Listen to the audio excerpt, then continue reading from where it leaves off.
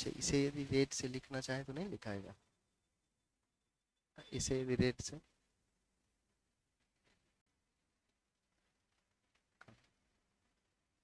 ये इंग्लिश होता है, इससे नहीं होता ऐसा। अच्छा,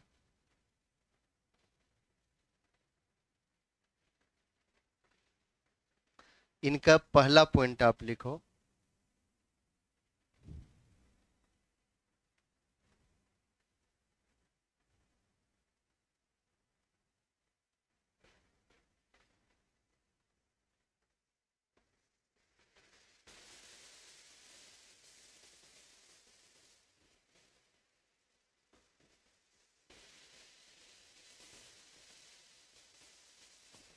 समग्र मांग,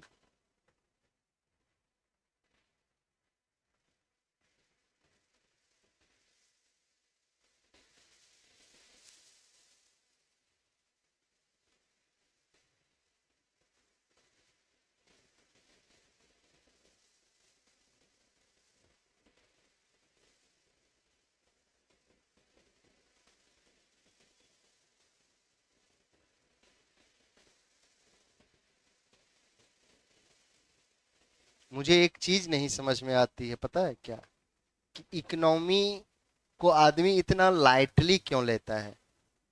और ये इतना इंटरेस्टिंग सब्जेक्ट है ना, इतना इंटरेस्टिंग सब्जेक्ट है, इतना आसान विषय है। ठीक है, आप पढ़ लोगे ना एक बार आसानी से। हम लोग किसी चीजों को होता है ना कि हम लोग पूर्वाग्रह से ग्रसित होते हैं। ठीक है, मान लो हमने आपके बारे में एक अवधारणा बना ली है पूर्व से।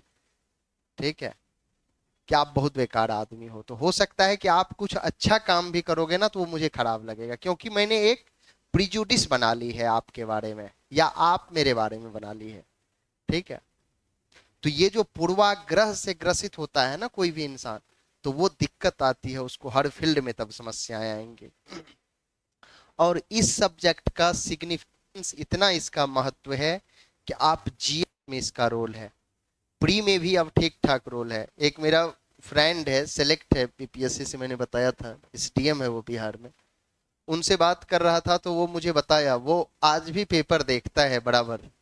तो वो मुझे बताया कि अब ना बीपीएससी प्री में भी इकोनॉमी का क्वेश्चन जो आ रहा है, फ्रेम कर रहा है बीपीएससी ने, तो उस पीटी के क्वेश्चन को वही बना पाएगा अच्छे से जिसने प्रॉपर मेंस का तैयारी कर रखा हो और कॉन्सेप्चुअल क्लैरिटी हो। ठीक है, जैसे मैंने आपको बताया था कि फैक्टर कॉस्ट और मार्केट प्राइस कब वो इक्वल होगा, कब मार्केट प्राइस ज्यादा होगा, कब मार्केट प्राइस कम होगा, ये तो एक पॉइंट बताया था मैंने। ये वही बता पा कर पाएगा ना इस टाइप का क्वेश्चन जिसने डिटेल में पढ़ रखा हो। ठीक है, पीटी में इसका अच्छा रोल है, लगभग 20 के आसपास क्वेश्चन तो अब आते ही हैं, 15 से 20 के आसपास। ठीक है, जीएस में रोल है इसका, एसए में कितना बड़ा रोल है जो इस बार आप लोगों ने देख ही लिया कि ब्लैक मनी और एग्रीकल्चर वाला। और इंटरव्यू में भी बहुत अच्छा रोल है। इकोनॉमी पे आपकी पकड़ है ना, इकोनॉमी ऐसा सब्जेक्ट है कि इससे आप पॉलिटी का भी क्वेश्चन अच्छा लिख लोगे यदि इकोनॉमी की आपको समझ है तो। सॉरी, हाँ, आईआर को आप अच्छे, आईआर तो पूरा का पूरा आईआर दोस्ती ही होती है इकोनॉमी पे। अभी जो आप लोग फेस्टिवल मनाए हैं वो कंप्लीट इकोनॉमी वाला फेस्टिवल था, समझ रहे हैं आप। आपकी इकोनॉमी तगड़ी है तो आप अच्छे से फेस्टिवल सेलिब्रेट करेंगे। आपकी इकोनॉमी डवाडोल है तो फेस्टिवल भी फिर वो जाएगा भाड़ में। ठीक है, तो इकोनॉमी को अच्छे से समझना चाहिए। जी सर। हाँ, इकोनॉमी में ही पढ़ना है, मैं बताऊंगा, क्रिप्टो करेंसी आएगा। साइंस टेक का भी है, यहाँ भी रोल है इसका। साइंस टेक में उसको केवल आप देखेंगे, यहाँ हम आपको क्रिप्टो करेंसी बताएंगे अलग डायमेंशन में। ठीक है, यहाँ जब हम डिस्कस करेंगे तो वो साइंस भी आएगा यहाँ। ठीक है, अब देखिए ये जो समग्र मांग है, ठीक है, समग्र मांग यानी एग्रीगेट डिमांड, एग्रीगेट डिमांड, समग्र मांग मतलब पूरा, एज अ होल, पूरा का पूरा, समग्रता में। समग्र मांग जीडीपी और रोजगार को निर्धारित करता है। अर्थव्यवस्था के मैंने बताया था आपको कि अर्थशास्त्र के दो पार्ट होते हैं, दो भागों में हम लोग उसको देखते हैं। एक होता है माइक्रो इकोनॉमिक्स और एक होता है मैक्रो इकोनॉमिक्स। माइक्रो मतलब यानी हिंदी में इसको क्या बोलते हैं, वीएसटी। वीएसटी अर्थशास्त्र, इसको बोलते हैं समष्टि। समष्टि को आप समझिए समूह, समाज, ठीक है। व्यष्टि मतलब एक इंडिविजुअल, एक फर्म होगा, ठीक है, कोई एक इकाई होगी, ठीक है, कोई एक परिवार होगा, इस टाइप से, ठीक है, एज ए इंडिविजुअल। जब कोई माइक्रो लेवल पे हम बात करेंगे, ठीक है, तो आप इसे क्लोज कर दो, ठीक है, यानी मांग, ठीक है। यानी ये जो बात कर रहा है माइक्रो में, हम मांग शब्द, यदि कोई एक आदमी की डिमांड है तो वहां हम माइक्रो शब्द यूज करेंगे। जब समग्र मांग यानी aggregate demand as a whole, पूरा का पूरा मांग, तो उसके लिए हम मैक्रो शब्द यूज करते हैं, ठीक है। समष्टि अर्थशास्त्र यानी समूह में, पूरा का पूरा, ठीक है। तो यहां तक कोई दिक्कत आप लोगों को? ये सब तो मैंने डिस्कस किया ही था, ठीक है। और कुछ इसमें कोई अंतर बताएंगे आप लोग? और कुछ बताइए।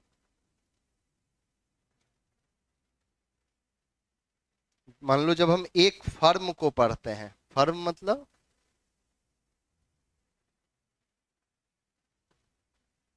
यानी जो भी कंपनी हुए, जब हम एक फर्म को पढ़ते हैं तो उसके लिए हम किसका यूज करेंगे, माइक्रो या मैक्रो? माइक्रो का, ठीक है। जब मान लीजिए हम पूरी की पूरी कंट्री को, जब पूरी की पूरी जीडीपी का हम अध्ययन करेंगे, तो जीडीपी किसके लिए आएगा, माइक्रो? मैक्रो आएगा ना, क्योंकि जीडीपी तो पूरे देश का निकलता है, ठीक है। रोजगार का जब हम अध्ययन करेंगे तब किस कौन आएगा, माइक्रो या मैक्रो? ये माइक्रो, मैक्रो, क्योंकि रोजगार तो पूरे के पूरे देश की स्थिति को बताएगा ना, कि क्या रोजगार और बेरोजगार की क्या दशा और दिशा है, ठीक है। यानी समग्र मांग जो है, यानी ये जो एग्रीगेट डिमांड है, ये जीडीपी को भी बताता है, आप लोग इसे देखिएगा। यानी जीडीपी को भी बताता है और रोजगार को भी निर्धारित करता है। आगे मैं इसे लिखवाऊंगा आपको, ठीक है, एक्सप्लेन तो करूंगा ही। तो अभी तो बस आप बेसिक समझिए कि माइक्रो और मैक्रो क्या होता है। मैं लिखवा दूंगा, इसके दो चार पॉइंट्स बता दे रहा हूं आपको, ठीक है। यानी कि ये पूरी की पूरी अर्थव्यवस्था को बताता है।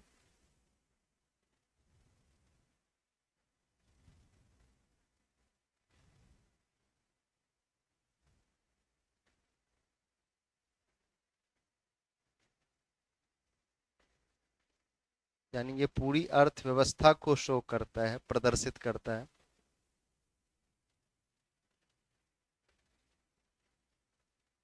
को बताता है। ये क्या करता है, ये कोई एक फर्म के बारे में, एक यूनिट के बारे में, एक फर्म, एक इकाई, इसके बारे में ये बेसिकली इंडिकेट करता है, ठीक है।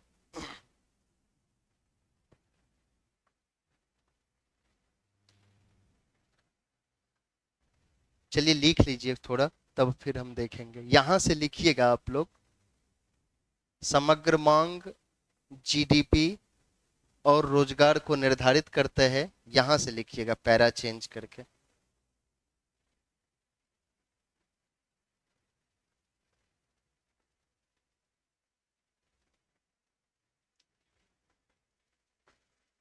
यदि समग्र मांग का स्तर अधिक है, यदि समग्र मांग का स्तर अधिक है, कौमा, तो जीडीपी, यदि समग्र मांग का स्तर अधिक है तो जीडीपी और रोजगार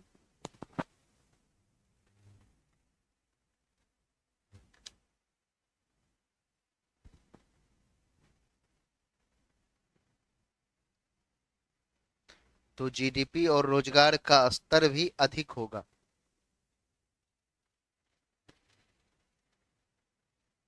कौमा,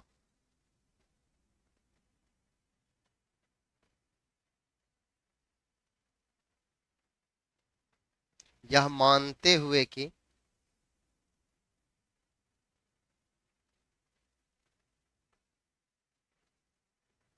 अर्थव्यवस्था अपनी संभाव्यता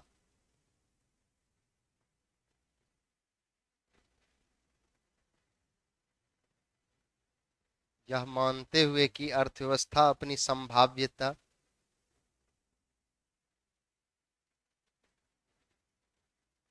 संभाव्यता के बाद ब्रैकेट में लिख लीजिएगा पोटेंशियल।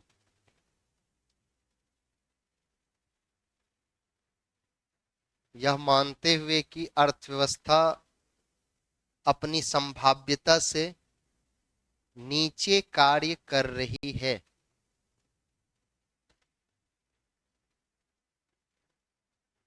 पूर्ण विराम।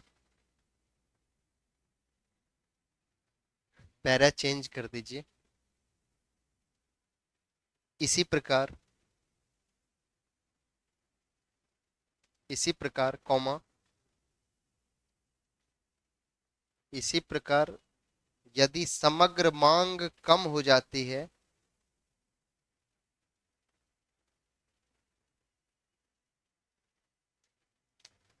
तो जीडीपी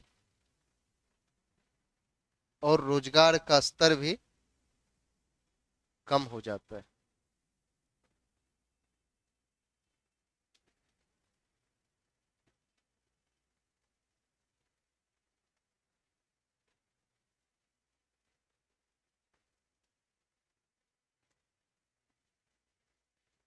पूर्ण विराम हो गया। यानी ये कहना चाह रहा है आपका ये लाइन कि मतलब हर चीज में संभाव्यता। पढ़ लीजिए एक बार, तब हो सकता है समझ में आ जाए, ना समझ में आए तो फिर।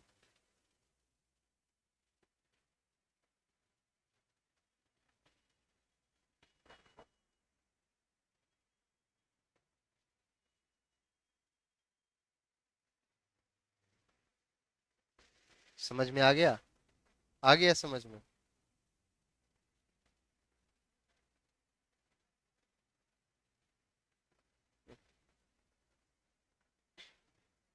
इसीलिए तो मैंने कहा कि पढ़ लीजिए एक बार। पढ़ लिए ना? जब हम लोग एक जगह काम कर रहे थे ना, तो मेरे अंदर में बहुत लोग काम कर रहे थे, 40-50 लोग काम कर रहे होते थे। तो जब कुछ फाइल मेरे पास आती थी तो मुझे पता रहता था कि वहां उसमें उस फाइल में गलतियां कहाँ हो सकती है। तो मैं सीधे पेज नंबर मान लीजिए 18-20 कुछ भी पलट लेता था, तो उस पैरा को देखता था, पता चल जाता था कि यहाँ गलती है, यहाँ मिस किया है इसने। ठीक है, तो वो आइडिया आ जाता है, पता चलता है कि गलतियां कहाँ हो सकती है। ठीक है, अब पॉलिटी का बुक दे दो, मैं बता दूंगा कि कहाँ गलतियां हो सकती है, कहाँ गलतियां होने का स्कोप है। इकोनॉमी का बुक तो मैं बता दूंगा कि कहाँ पे गलतियां हो सकती है। जैसे मैंने बताया था आपको कि रमेश सिंह वाला वो एक बता रहा था ना इकोनॉमी में। ठीक है, इसी में किन्स वाला में ही आएगा। जो अब ये फर्स्ट पॉइंट है ना, आप फर्स्ट पॉइंट दे के लिखना, सेकेंड पॉइंट में मैं बताऊंगा। तो रमेश सिंह की बुक में वहीं पे गलती है। ठीक है, खैर एनीवे तो इसीलिए मैंने कहा आपको पढ़िए। यानी मतलब कहने का अर्थ ये है जो आपने लिखा है कि हर चीज में संभाव्यता होती है। संभाव्यता होने की गुंजाइश हर चीज में है। संभाव्यता मतलब संभावना, पोटेंशियल। ठीक है,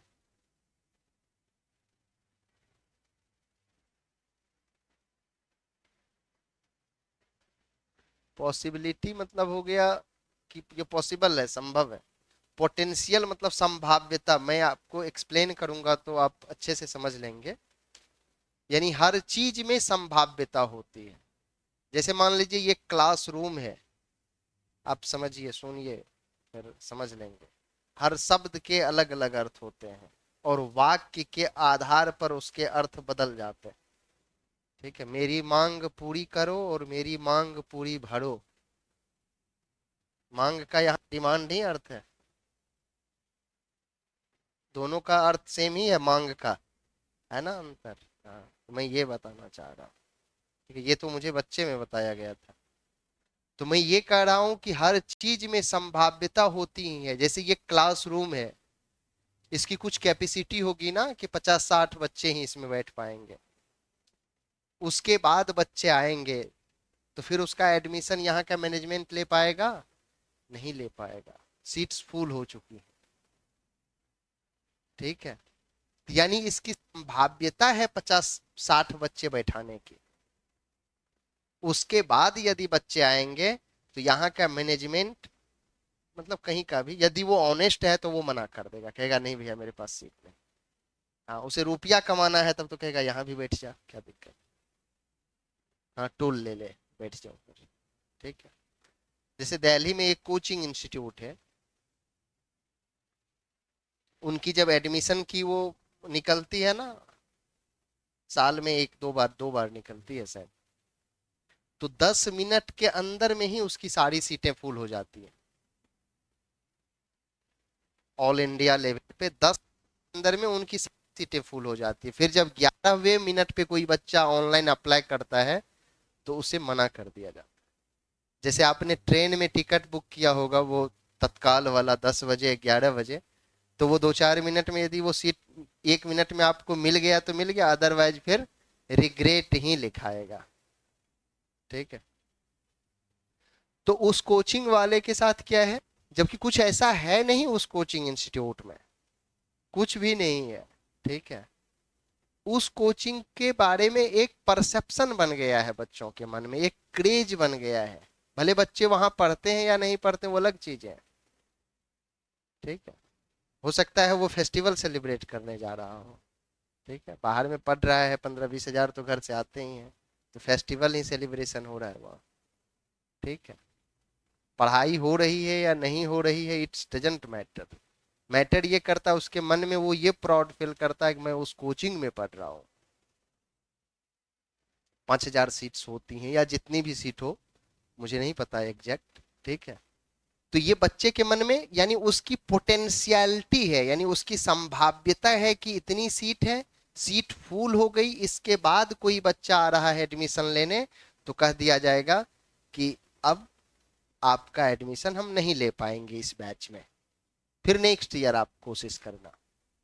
ठीक है, यहां पोटेंशियल से तात्पर्य ये है, जैसे पटना में आप देखते होंगे कि कोई, आप किसी से दूध लेंगे कोई गाय वाले से, ठीक है, तो वो गाय वाला, आपको मान लीजिए एक गाय है वो 20 लीटर दूध देती है। ठीक है, समझिए, आसानी से समझ लेंगे आप लोग। एक गाय है कि 20 लीटर दूध देती है, और गाय वाले अपने दरवाजे पर एक होर्डिंग में, एक बोर्ड पे लगा रखा है कि दिन के 10 बजे तक ही दूध मिलेंगे आपको। ठीक है, लेकिन जो भी आदमी आएगा उसके साथ विशेषता क्या है कि जो आदमी आएगा उनको सामने में दूह के, मतलब गाय का दूध निकाल के आपको दिया जाएगा। ठीक है, पटना में तो ये होता ही है, हर जगह होता है। ठीक है, पटना में मैं देखता हूँ ऐसे करते हुए, इसीलिए बता रहा हूँ वो एग्जाम्पल। तो अब मान लीजिए कोई आदमी दूध लिया, दे दिया, कोई आया 4 किलो दूध लिया, उसे भी दे दिया। ठीक है, मतलब उसकी पोटेंशियलिटी कितनी है, यहाँ है पोटेंशियल, यानी 20 लीटर की उसकी संभावना है कि वो गाय 20 लीटर दूध देगी। पोटेंशियल ये है, डिमांड ये है। Demand 1 litre, 2 litre, 5 litre, 7 litre, मान लीजिए 9 लीटर, 19 लीटर, 20 लीटर, यहाँ आ गया।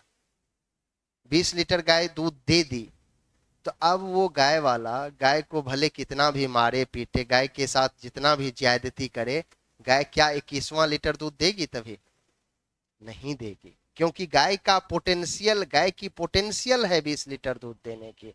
मैं आपको ये बता रहा हूं। ठीक है, तो अर्थव्यवस्था आप पढ़िए, अब समझ में आएगा। यानी जीडीपी और रोजगार,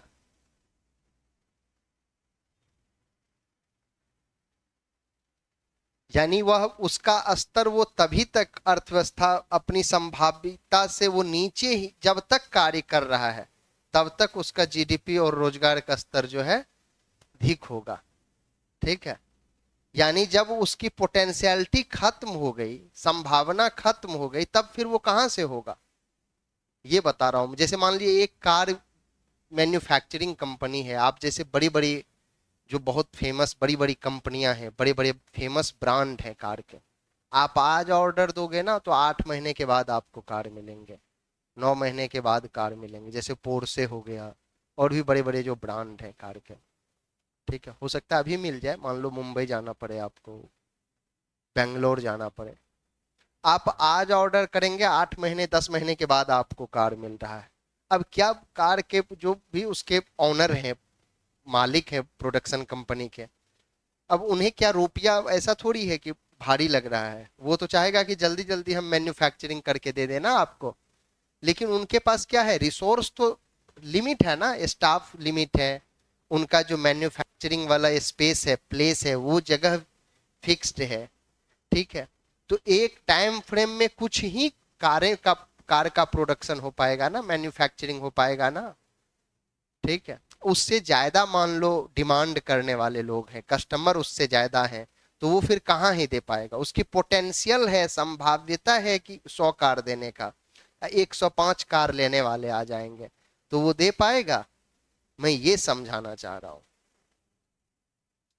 हुआ क्लियर? इसलिए ये लाइन है कि यदि समग्र मांग का स्तर अधिक है तो जीडीपी और रोजगार का स्तर भी अधिक होगा, यह मानते हुए कि अर्थव्यवस्था अपनी संभाव्यता से नीचे कार्य कर रही है। ठीक है, जैसे मान लीजिए एक कुआं है, आप राजस्थान सब में जाएंगे, राजस्थान हरियाणा सब में, तो वहां पे एक कुआं है, आपको रात भर में वो कुआं भर गया। ठीक है, कुछ खास एकड़ में, कुछ फिक्स एकड़ में आपने उससे इरिगेशन कर लिया, सिंचाई कर लिया, लेकिन जब उस कुएं की पानी समाप्त हो गई सिंचाई करते करते, फिर आपको और खेत में सिंचाई करनी है, तो हो पाएगा?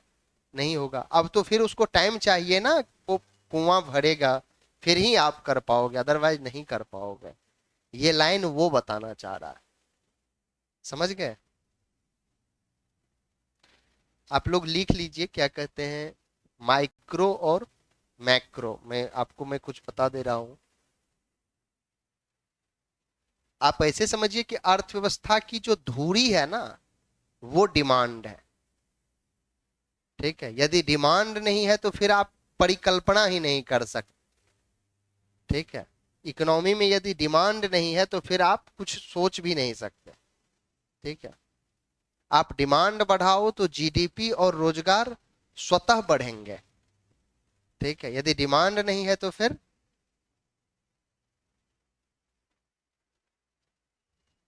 हाँ, तो इनकम का पहलू पे तो हम लोग आएंगे ही। ठीक है, अभी तो हम आपको बस ये डिमांड और सप्लाई वाला खेल बता रहे हैं, वो तो ओबियस सी बात है, वो तो अंडरस्टूड है चीजें उसमें। ठीक है,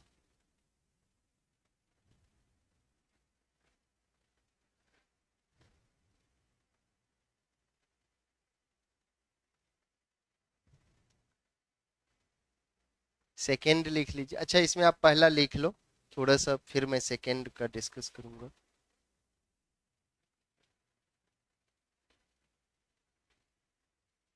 समष्टि। अब देखिए, ये मैक्रो और मैक्रो हम आपको अलग से डिस्कस कर सकते थे, लेकिन उसकी प्रासंगिकता उतनी नहीं रहती। ठीक है, कोई भी शब्द को आप यदि किसी कॉन्टेक्स्ट में, किसी संदर्भ में डिस्कस करेंगे तो फिर उसकी प्रासंगिकता बनी रह, चीजें आपको एक लंबे समय तक याद रहे।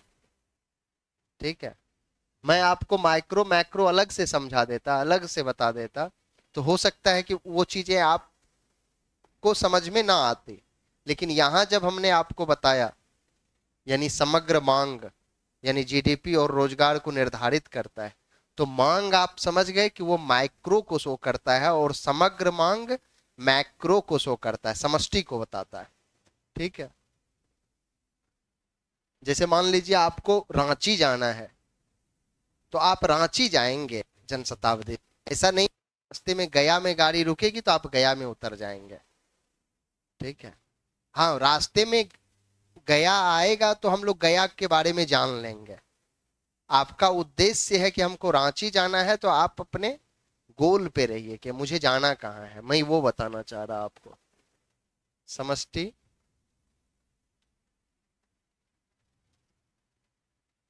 अर्थशास्त्र।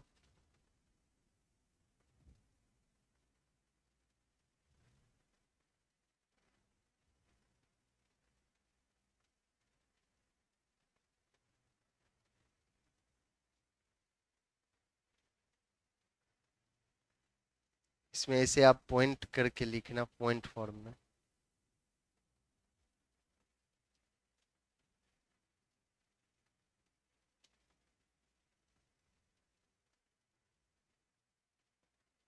ये लिखिए, ये समग्र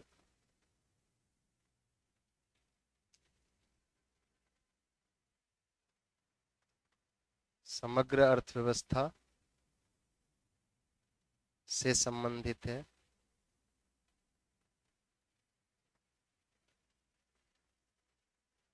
अच्छा, यहां से पीटी का क्वेश्चन बनता है, आपको पता है? आप लोगों को पूछा जाता है कि इसमें से कौन मैक्रो इकोनॉमिक्स के पार्ट है और कौन माइक्रो इकोनॉमिक्स का पार्ट।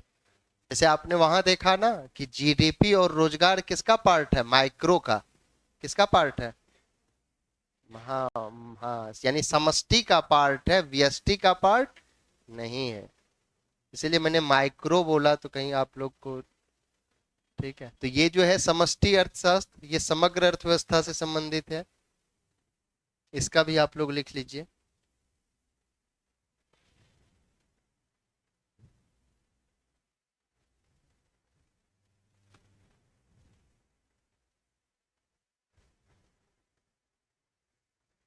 अर्थव्यवस्था के भीतर इंडिविजुअल को क्या बोलते हैं में?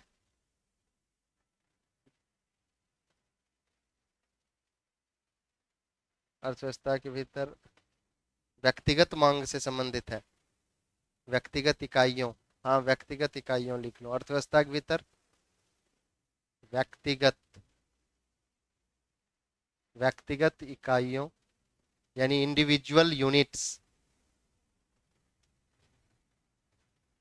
अच्छा, मुझे लग रहा है ना कि वो फेस्टिवल जो है ना अभी तक समाप्त नहीं हुआ है, चल ही रहा है।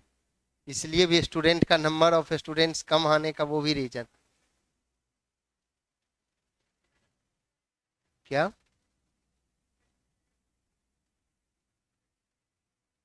अच्छा, तो व्यक्तिगत। अच्छा, फिर 3.5 क्यों भेजे थे ये लोग? अर्थव्यवस्था के भीतर व्यक्तिगत इकाइयों, इसे आप इंग्लिश में लिख लेना, इंडिविजुअल।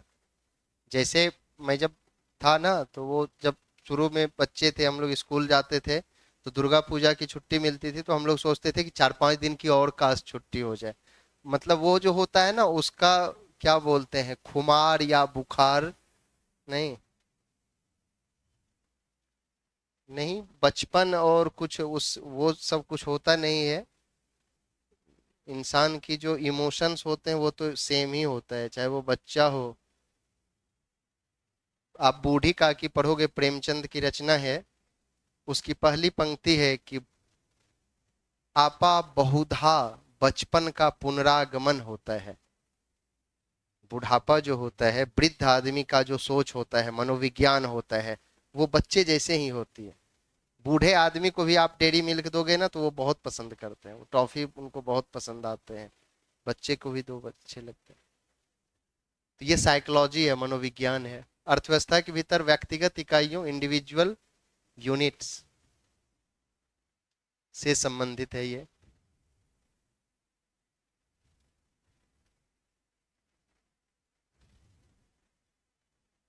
चलिए, सेकेंड पॉइंट लिखिए।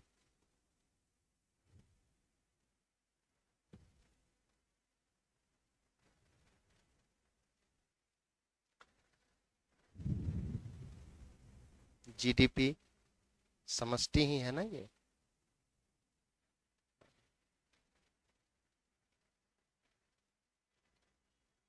जीडीपी, मुद्रास्फीति,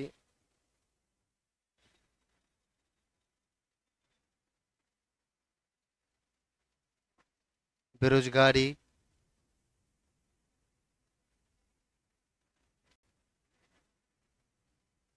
बेरोजगारी और ब्याज दरों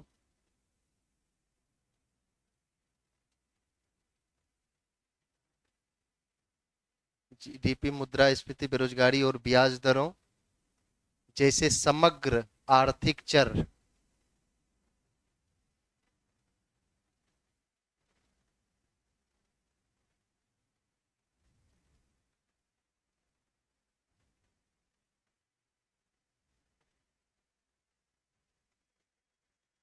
जैसे समग्र आर्थिक चर पर फोकस करता है, यानी ध्यान केंद्रित करता है।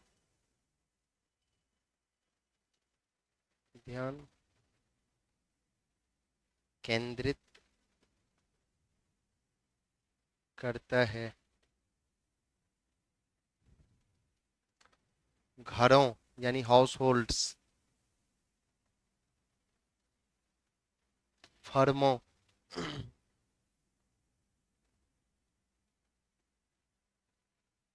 और उद्योगों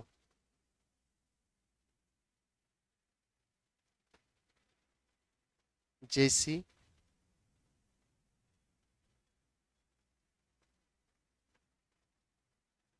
व्यक्तिगत, व्यक्तिगत मतलब इंडिविजुअल, इसको कहीं कहीं आपको विशिष्ट भी मिलेगा, जैसी व्यक्तिगत आर्थिक इकाइयों पर ध्यान।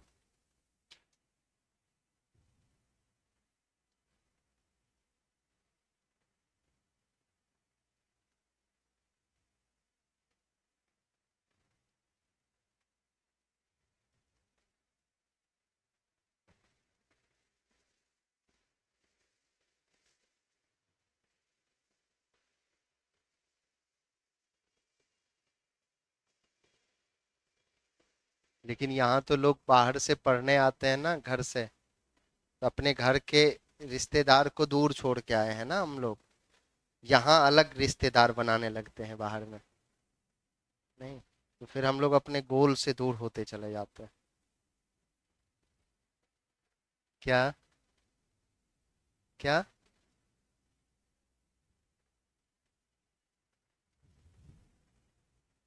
एग्रीकल्चर, कृषि। क्या बोलो, बोलो, हाँ क्या बोलो? एग्रीकल्चर, जब वो हम सामूहिकता में, आपको ऐसे समझना है, ठीक है, जो भी चीज आपको सामूहिकता को प्रदर्शित करे, ठीक है, वो उसे हम माइक्रो में मानेंगे। माइक्रो को आप ऐसे समझिए कि एक व्यष्टि, मतलब आप क्या है, आप एक व्यक्ति हैं, एक इंसान है, ठीक है, एक ह्यूमन बीइंग है, आपकी एक इंडिविजुअल आइडेंटिटी है, आपकी एक व्यक्तिगत पहचान है। ये क्या शो कर रहा है? ये सामूहिकता को शो कर रहा है।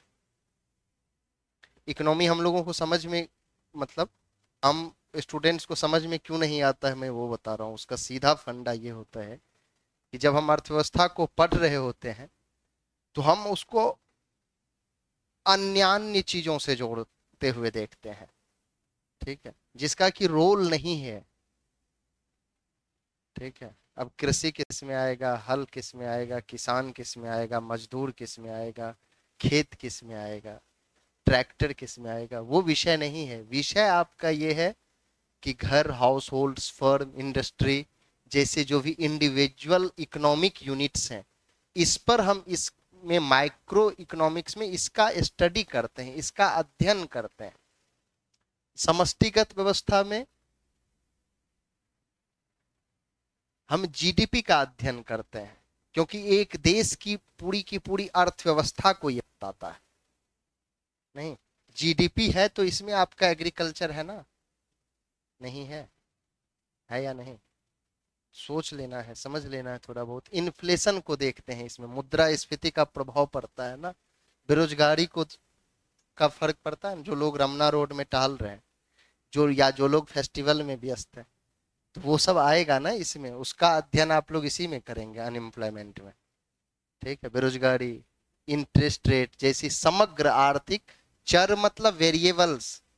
चर मतलब आप लोग वो मत समझ लीजिएगा कि जो बचपन में हम लोग गाय चराते थे, ठीक है। समग्र आर्थिक चर पर ध्यान केंद्रित करता है, वेरिएबल्स यानी जो भी उसके चर हैं, ठीक है। अब चलिए, अब आगे देखिए, ठीक है। अच्छा क्वेश्चन करते हैं आप लोग, लेकिन फोकस करिए अपने क्वेश्चन पे, ठीक है, फोकस आप लोग इधर करते हैं तो फिर।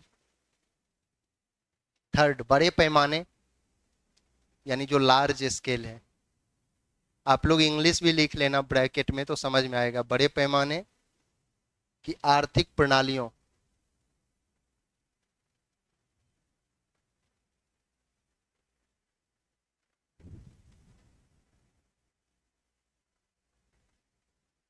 ये हम सोचे थे। मैं जब रोम से निकला था तो मैंने सोचा था कि इसे अवॉइड भी कर सकते हैं, लेकिन फिर सोचे नहीं यार, बहुत छोटी छोटी चीज ये लोग पूछ लेते हैं, तो ये ना लिखवाऊं तो फिर।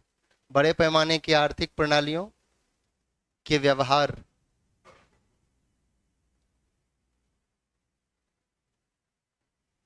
का विश्लेषण करता है, यानी एनालिसिस करता है ये।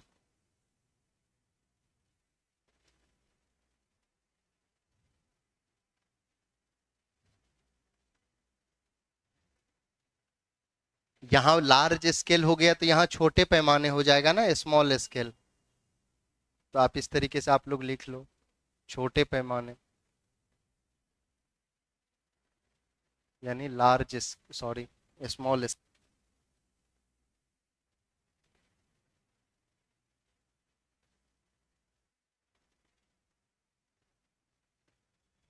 इस टोटल पॉइंट यही हो जाएगा यहाँ।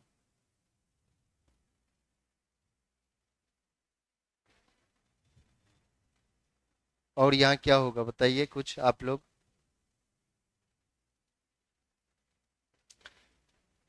नेशनल और इंटरनेशनल लेवल पे आएगा ना, राष्ट्रीय एवं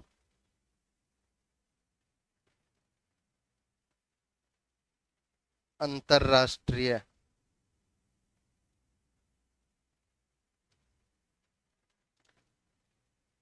स्तर पर अर्थव्यवस्था का एग्जामिन करता है, यानी परीक्षण करता है। राष्ट्रीय एवं अंतरराष्ट्रीय स्तर पर अर्थव्यवस्था का परीक्षण करता है। मुझे तो कभी कभी लगता है ना कि ये 1.5 घंटा में तो फिर ये सिलेबस कंप्लीट होने से रहा। ठीक है, मार्च, मार्च या ये फेब है ना, मार्च के लास्ट तक तो मैं समाप्त कर दूंगा, या जो छूट जाएगा ना तो आप लोग मुझे माफ कर देना। ठीक है। क्या? नहीं, मेरा शोषण हो जाएगा फिर, मेरा शोषण तो मैं या तो चाह रहा था मैं कि 3 घंटे का क्लास कर दूं, क्या राजकुमार बताओ, कर दूं 3 घंटे का? ठीक है। अच्छा, मैं नहीं छोड़ूंगा, मेरी कोशिश है कि हम पूरा करूंगा, कुछ निकालते हैं। एटलीस्ट 2.5 घंटे का भी होता ना तो फिर होता, ये 1.5 घंटे में कुछ नहीं हो नहीं पाता है। राष्ट्रीय और अंतरराष्ट्रीय स्तर पर अर्थव्यवस्था का ये परीक्षण करता है। इधर क्या होगा बताइए, यानी इधर लोकल और रीजनल लेवल, स्थानीय एवं क्षेत्रीय स्तर पर। आप इसे कंट्रास्ट में देख रहे हैं ना, यानी एक दूसरे के कॉन्टेक्स्ट में देख रहे हैं, तो आपको ये चीजें याद हो जाएंगी ऑटोमेटिक। स्थानीय व क्षेत्रीय स्तर पर ये अर्थव्यवस्था का, स्थानीय एवं क्षेत्रीय स्तर पर अर्थव्यवस्था का परीक्षण करता है, ये सब यहीं लिख देना।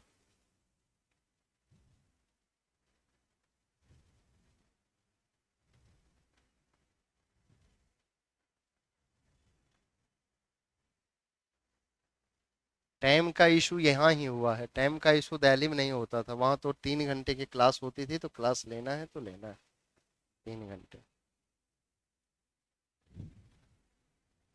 ये अर्थव्यवस्था को प्रभावित करने वाली,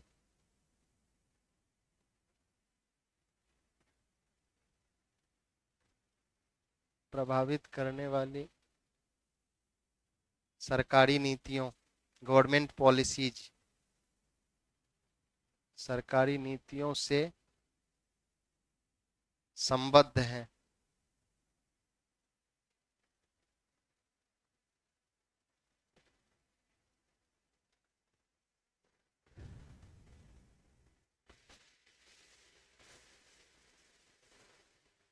अब यहाँ पे हो जाएगा कि व्यक्तिगत आर्थिक एजेंट, यानी जो इकोनॉमिक इंडिविजुअल इकोनॉमिक एजेंट्स हैं उनकी बात कर रहा है ये।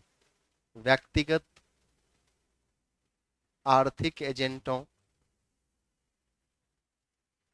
एजेंट समझते हैं ना, एलआईसी का एजेंट आप लोगों के यहाँ आता होगा गांव में। व्यक्तिगत आर्थिक एजेंट,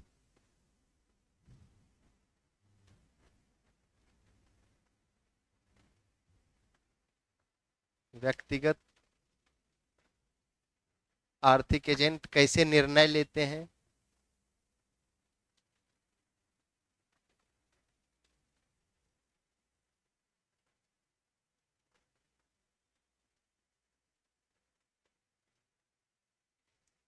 और क्या?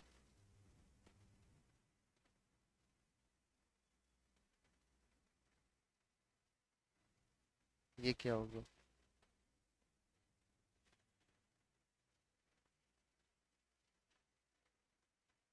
थैंक्स।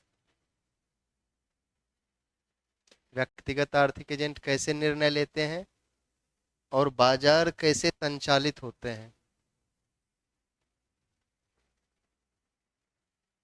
और बाजार संचालित मतलब ऑपरेट, और बाजार कैसे संचालित होते हैं?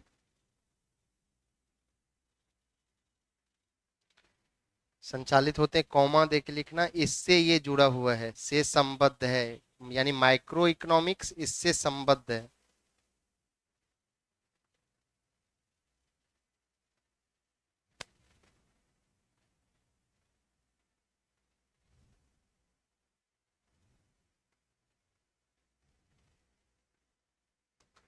और एक दो पॉइंट और लिख लीजिए। अर्थव्यवस्था के विभिन्न क्षेत्रों,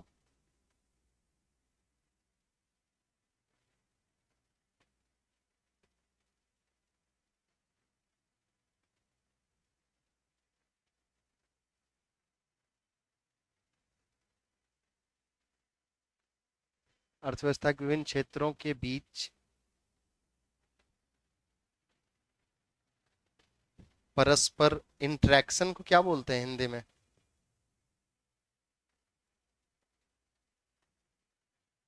परस्पर अंतःक्रिया, परस्पर अंतःक्रिया का अध्ययन करता है। जैसे में क्या सब आएगा बताओ? जैसे वित्तीय क्षेत्र, फाइनेंशियल सेक्टर, जैसे वित्तीय क्षेत्र, लेबर मार्केट, श्रम बाजार,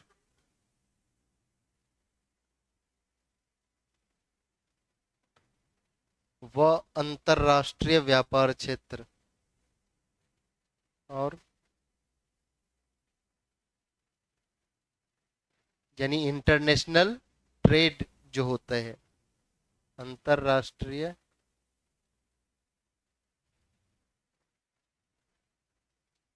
व्यापार क्षेत्र। ये हो गया मैक्रो का ना। अब इसमें आप देख लो, इसमें क्या होगा कि इसमें कीमतें यानी कॉस्ट्स, इसमें कीमतें, आपूर्ति यानी सप्लाई, इसमें कीमतें, आपूर्ति एवं मांग, पूर्ति एवं मांग, और बाजार, इसमें कीमतें, आपूर्ति एवं मांग और बाजार संरचनाएं,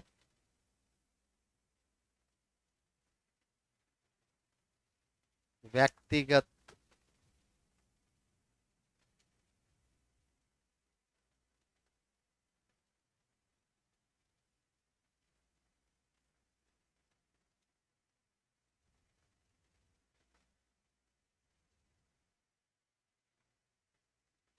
व्यक्तिगत आर्थिक एजेंटों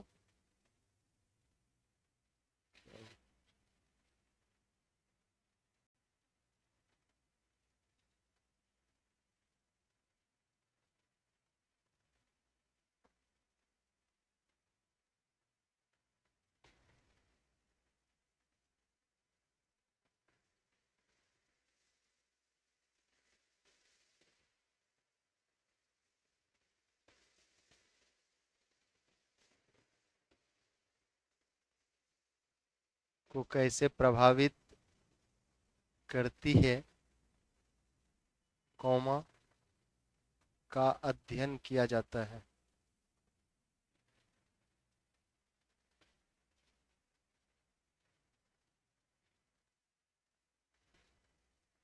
क्लियर हो रहा है माइक्रो मैक्रो? अब देख लीजिए इसका एग्जाम्पल, आप देख लो किसमें किन किन का स्टडी किया जाता है और इसमें किन किन का स्टडी किया जाता है। एग्जाम्पल है मुद्रास्फीति,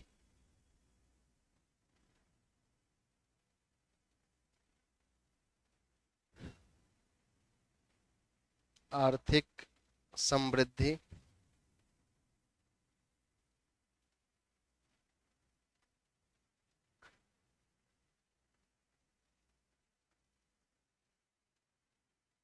राजकोषीय एवं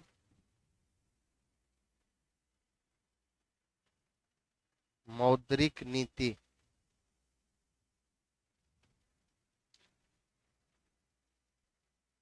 और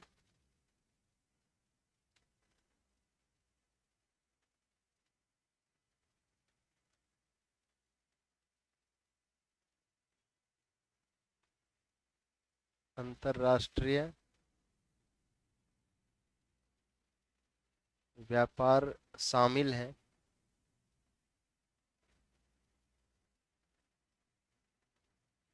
इनका अध्ययन किया जाता है इसमें। ये सब एग्जाम्पल्स हैं जिनका मैक्रो इकोनॉमिक्स में स्टडी किया जाता है, इनका अध्ययन किया जाता है।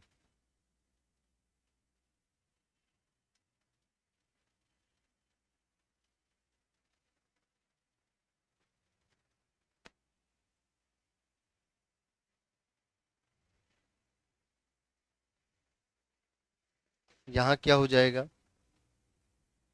एग्जाम्पल में? उपभोक्ता व्यवहार यानी कस्टमर बिहेवियर, हाँ sorry, consumer behaviour, consumer behaviour, उपभोक्ता व्यवहार, उत्पादन लागत, प्रोडक्शन कॉस्ट,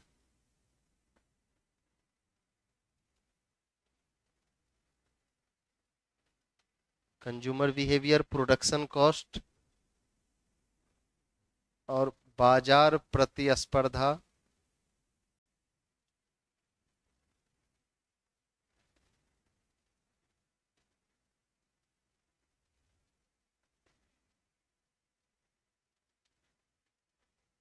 और बाजार प्रतिस्पर्धा एवं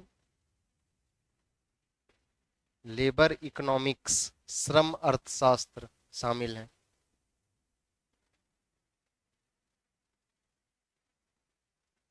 एवं श्रम अर्थशास्त्र शामिल हैं, इनका अध्ययन किया जाता है ना इसमें।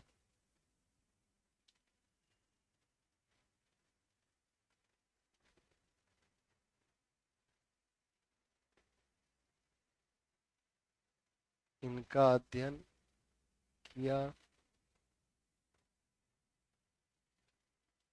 जाता है। यहां से सीधा सीधा क्वेश्चन बनता है, ठीक है।